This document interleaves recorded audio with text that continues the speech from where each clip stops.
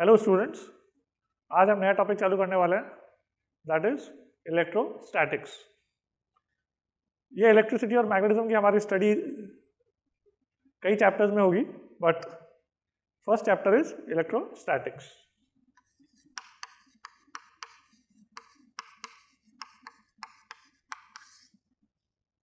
Electrostatics में हम पढ़ने वाले हैं कि चार्जेस जो है जब रेस्ट पे होते हैं तो इलेक्ट्रिक इंटरेक्शन को हम कैसे डिस्क्राइब करते हैं।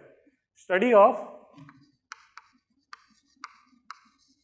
Electric interaction when charges are at rest। Charges के साथ हम एक मैग्नेटिक फोर्सेस भी एसोसिएट करते हैं, but we will see later on that arises when charges are in motion. So अभी उस मैग्नेटिक फोर्सेस के इफेक्ट को इग्नोर करते हुए, बिकॉज चार्जेस जब मूव करते हैं तभी मैग्नेटिक इंटरेक्शन अराइज होता है, हम ये स्टडी को सिंप्लीफाई करने के लिए केवल कंसिडर करेंगे forces between charges when they are at rest. तो हम बात को चालू करते हैं चार्जेस से कि चार्ज होता क्या है, what is charge.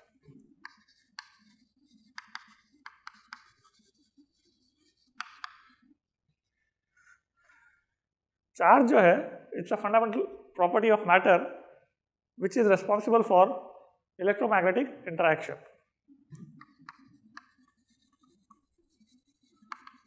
Fundamental property of matter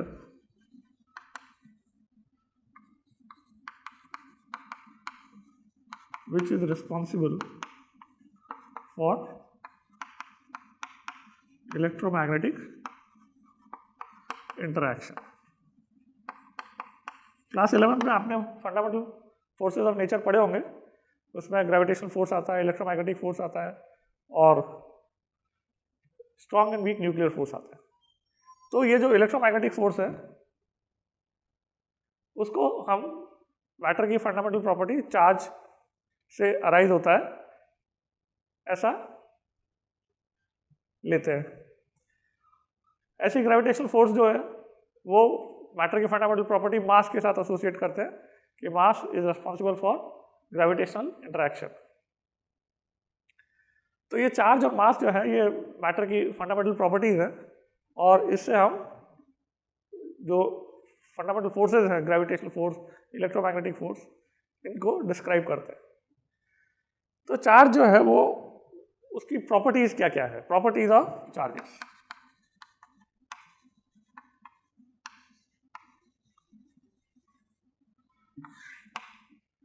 charge की प्रॉपर्टीज में there are two types of charges.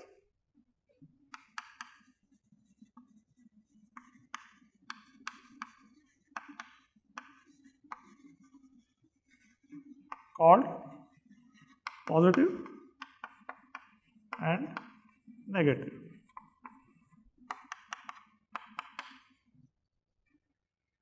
Second, opposite charges attract, similar, repel।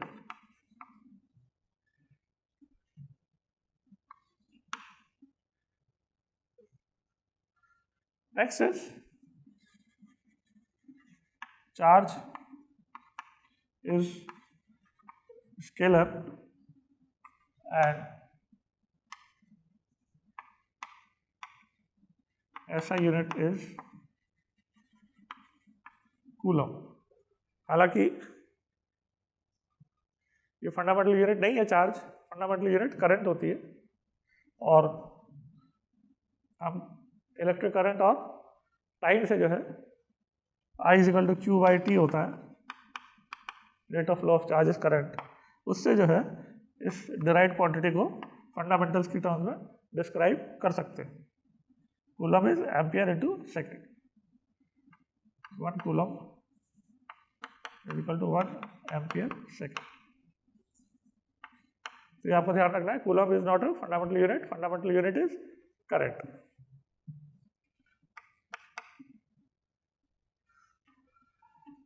Charge is quantized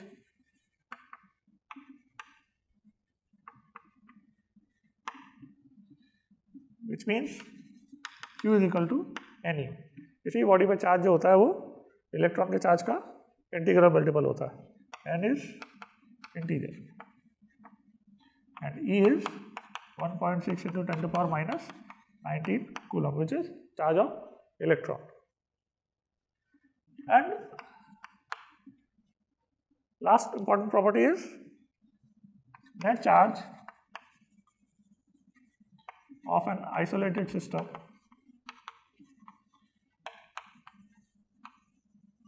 is conserved. Charge can neither be destroyed nor created. Net charge will be constant if the system is isolated. These are few important properties, and one more thing you should know is its value does not depend on choice of reference frame of observer. Unlike mass, जो कि relativistic quantity होती है, charge is relativistically invariant. Last property is charge is relativistically invariant. ये properties आपको याद रखनी है। हम जो है इसके अलावा, इन प्रॉपर्टीज के अलावा बात करने वाले हैं चार्जेस के बीच में लगने वाले फोर्स को कैसे डिस्क्राइब करते हैं by Coulomb's law. We talk about Coulomb's law now.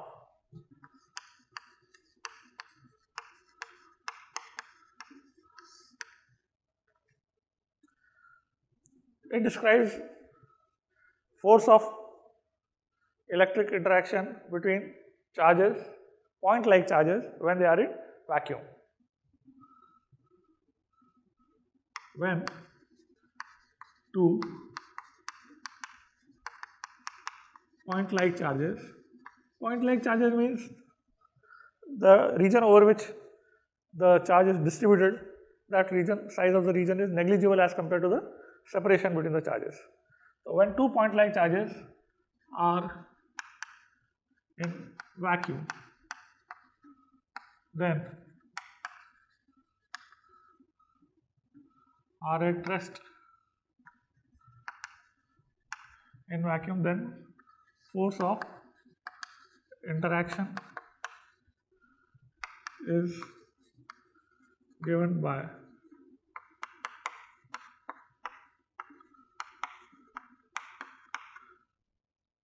Q1 Q2 by R square, means it is proportional to the magnitude of the charges and inversely proportional to the square of the distance between them.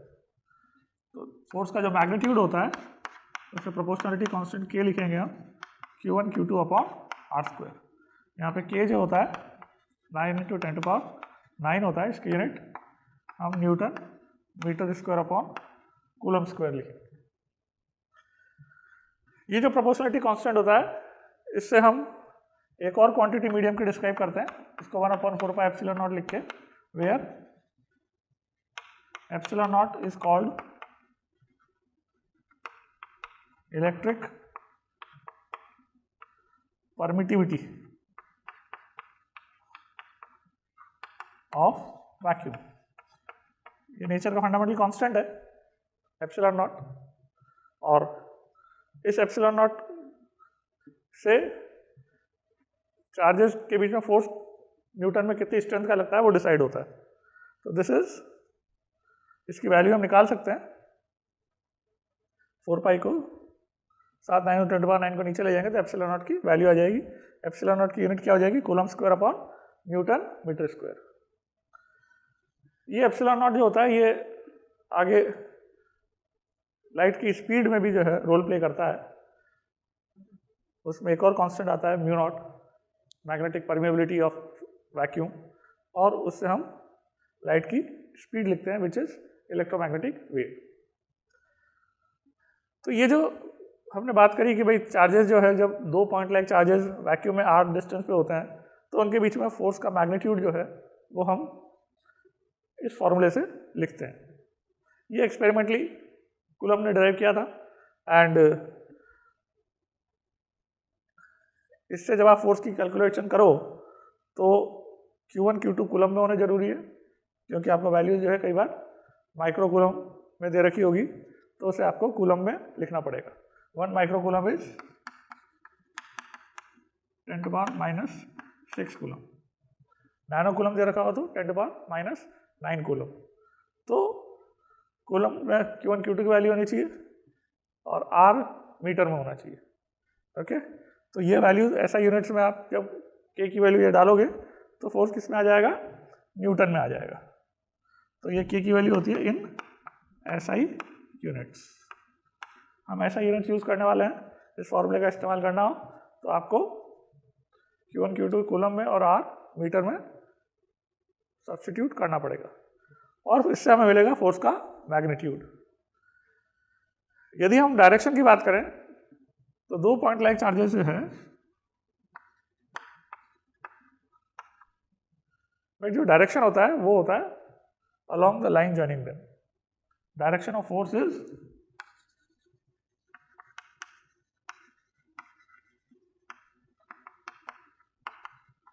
along the line joining them.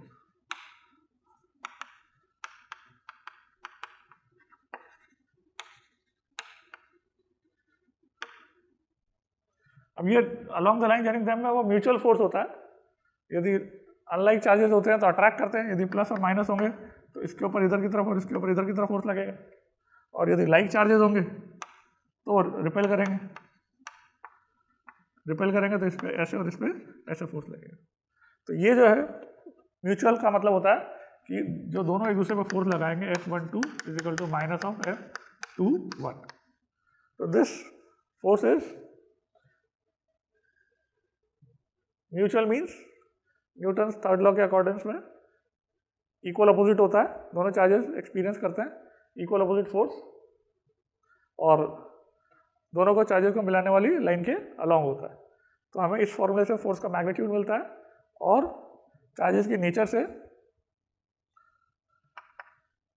हमें force की direction मिलती है। तो ये जो चीज़ होती है इसमें यह ध्यान रखना है कि ये फोर्स हमें कब मिलेगा, जब चार्जेस वैक्यूम में होते हैं। Okay, now we talk about what happens when charges are not in vacuum, instead they are in a medium. When charges are in a medium, तो चार्जेस के वैक्यूम के बजाय मीडियम में होने पे क्या होता है, मीडियम के जो मॉलिक्यूल्स होते हैं उन पे भी चार्जेस का इफेक्ट पड़ता है और उनमें एक डाइपोल्स बन जाते हैं, या जिसे कहते हैं पोलराइजेशन हो जाता है। तो जिसके बारे में आगे हम पढ़ेंगे कि डाइपोल क्या होता है और पोलराइजेशन क्या होता है। बट अभी फिलहाल इतना सोचें कि जो चार्जेस वैक्यूम के बजाय जब मीडियम में होते हैं तो अदर मॉलिक्यूल्स भी जो है इन पर फोर्सेस एक्सर्ट करने लग जाते हैं। तो जो नेट फोर्स मीडियम में प्लेस चार्जेस एक्सपीरियंस करते हैं वो हम कूलम्स लॉ से नहीं लिख पाते हैं। What happens is that because of a medium the K instead is written as 4πε0 εr। तो यहाँ पर ये एप्सिलॉन जो है मीडियम की परमिटिविटी है, इलेक्ट्रिक परमिटिविटी ऑफ मीडियम, और उसको जब हम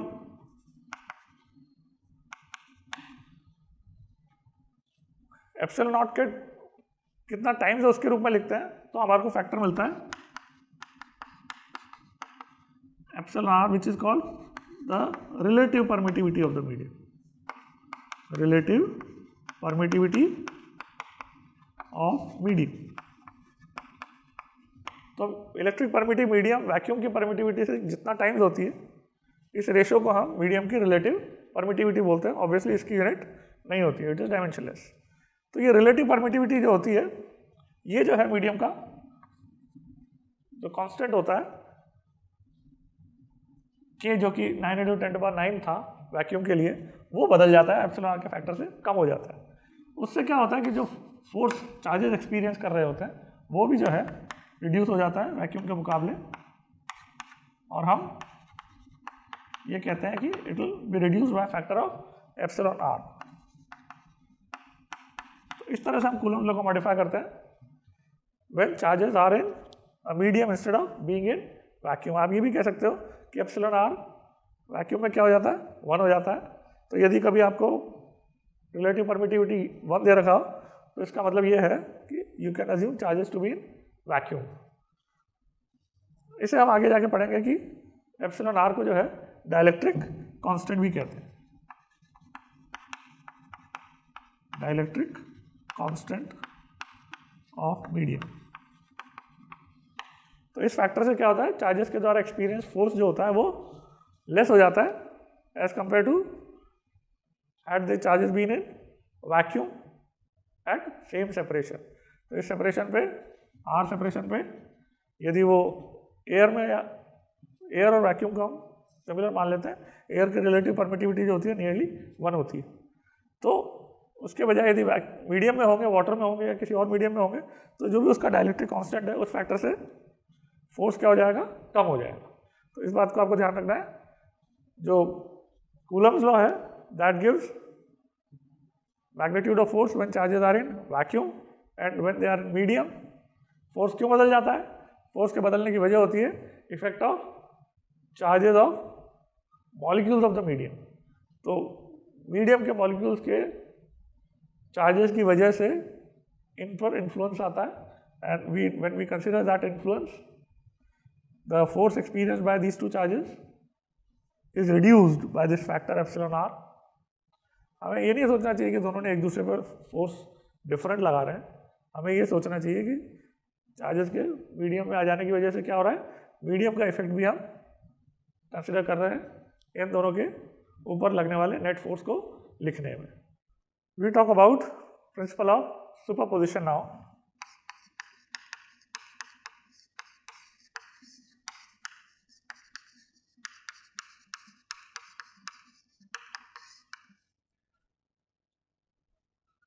इस प्रिंसिपल का इस्तेमाल तब करते हैं जब हमारे पास सिस्टम में 2 से ज़्यादा चार्जेस होते हैं। तो पॉइंट लाइक चार्जेस यदि 2 से ज़्यादा हो, मान लिया 3 चार्जेस लें अपन, तो सुपरपोजिशन प्रिंसिपल के अकॉर्डिंग किसी भी एक चार्ज के द्वारा एक्सपीरियंस जो नेट फोर्स होता है उसे हम बाकी सारे चार्जेस के द्वारा लगने वाले उनको इंडिविजुअल कंसिडर करते समय जो फोर्स लगता है उसके वेक्टर सम के बराबर मानते हैं। तो ये एक एक्सपेरिमेंटल फैक्ट है कि यदि हमें Q1 पर फोर्स लिखना है, जो नेट फोर्स इन दोनों की प्रेजेंस में लग रहा होगा, वो किसके बराबर लिखेंगे, जो Q1 पर यदि Q3 नहीं होता, केवल Q2 कंसिडर करते तो जो फोर्स लगता, और एक बार Q2 कंसिडर नहीं करते, ओनली Q3 होता तो जो फोर्स लगता। दोनों फोर्सेस के द्वारा, दोनों चार्जेस के द्वारा इंडिविजुअली लगने वाले फोर्सेस का वेक्टर सम के बराबर हम किसी एक चार्ज के ऊपर लगने वाले नेट फोर्स को बोलेंगे। तो यदि हम बोले 1 पे कितना फोर्स लगेगा, that will be vector sum of force on 1 due to 2 when we don't consider third charge, and force on 1 due to 3 when we don't consider second charge. तो यहाँ पे मैं बताऊँ, वेक्टर सम के बराबर 1 पे नेट फोर्स हम लिखते हैं।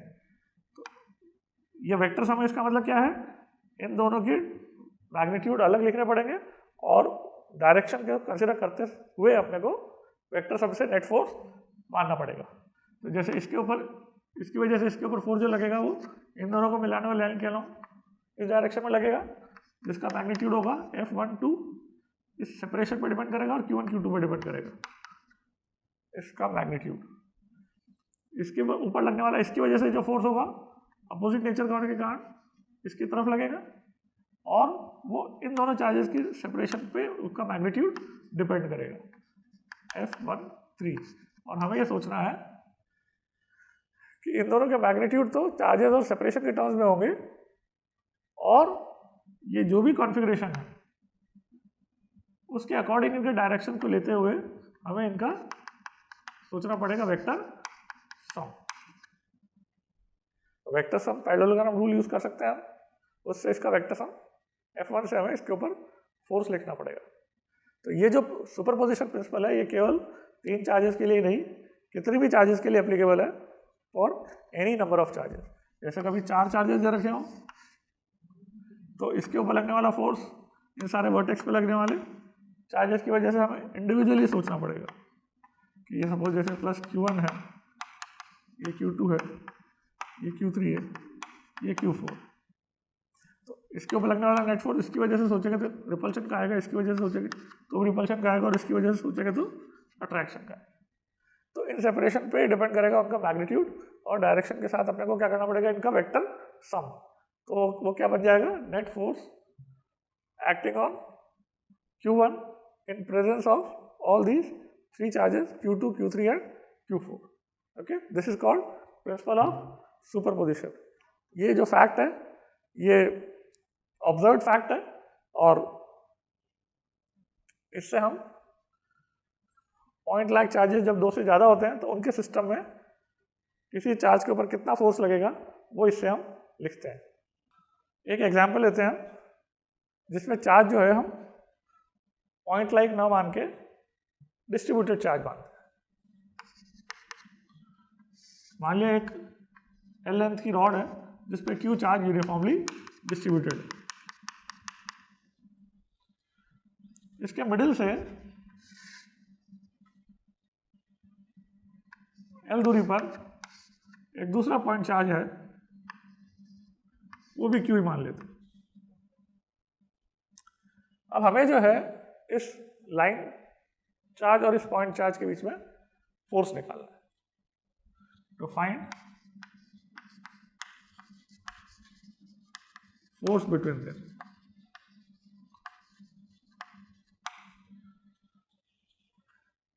यहां पर ये गलती नहीं करना कि आप इसका सारा चार्ज मिडिल में रख लो और मिडिल में रख के जो है कूलम्ब लॉ लगा दो, दैट वुड बी रॉन्ग। जैसे सेंटर मास आपने पढ़ा है कि सारा मास सेंटर मास में ट्रीट करके हम कई काम कर सकते हैं, ग्रेविटी का फोर्स, ग्रेविटी के इफेक्ट्स लिख सकते हैं, बट ये चीज जो है यहाँ पर नहीं की जा सकती है कि आप सारा चार्ज जो है इसके मिडिल में अज्यूम कर लो। हमें क्या करना पड़ेगा,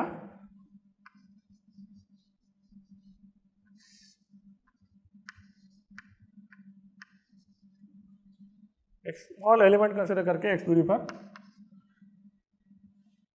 फोर्स ऑफ इंटरेक्शन लिखना पड़ेगा ड्यू टू दिस चार्ज, इस पर कितना फोर्स लगेगा, और फिर उसको हम इंटीग्रेट करेंगे। एक्स की लिमिट्स लगा देंगे, कहाँ से कहाँ तक, L/2 से 3L/2 तक। ये दूरी मिडिल से अपन ले लिए तो ये दूरी क्या है, L/2 है, और ये दूरी क्या होगी, 3L/2। तो हम पहले इसके ऊपर इस एलिमेंट की वजह से लगने वाला फोर्स लिखें, कितना बनेगा, dF K Q dQ upon x²। Uniformly distributed है चार्ज, तो dQ को क्या लिख सकते हैं, Q/L इंटू इस एलिमेंट की लेंथ dx पे डिपेंड करेगा कि इस एलिमेंट पे कितना चार्ज। इसको Q/L को हम चार्ज पर यूनिट लेंथ बोल रहे हैं, और लीनियर चार्ज डेंसिटी भी कह सकते हैं।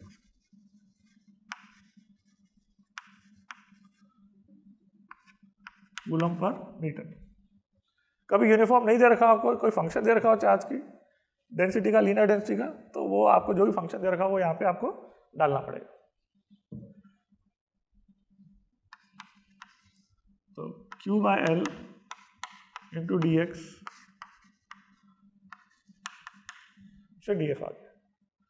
अब मैंने जैसे आपको कहा था कि भाई सारे चार्जेस के लिए निकालने के लिए हमें x की लिमिट्स लगानी पड़ेगी, तो इंटीग्रेट करें हम f निकालने के लिए।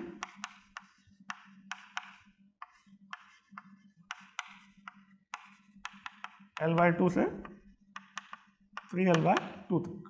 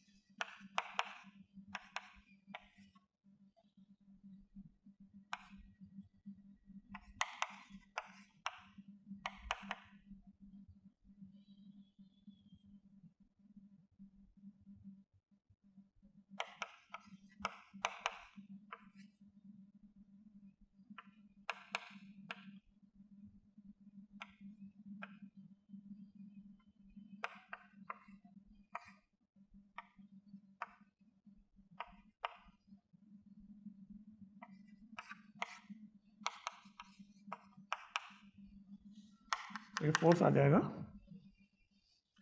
कि Q square upon L square, एक माइनस पहले से था, इंटू 4/3। ठीक है, तो आप देख रहे हो ये फोर्स जो है उतना नहीं होता यदि हम इस चार्ज को Q को मिडिल में मान लेते, तो क्या बनता है वो फोर्स के Q square upon L square बनता, जबकि आंसर हमारा क्या आ रहा है के Q square upon L square into 4/3। तो इसका ध्यान रखना है आपको, आप सारे चार्ज को सेंटर मास पे नहीं कंसिडर कर सकते हो for the purpose of writing force when charge is distributed instead of being a point charge. Okay, एक और एक्सरसाइज आप खुद से ट्राई कर सकते हो कि यदि एक semi circular ring of charge दे रखा है, उसके सेंटर पे हमें दूसरा चार्ज दे रखा है, तो इस पे कितना फोर्स लगेगा। You can try this on your own.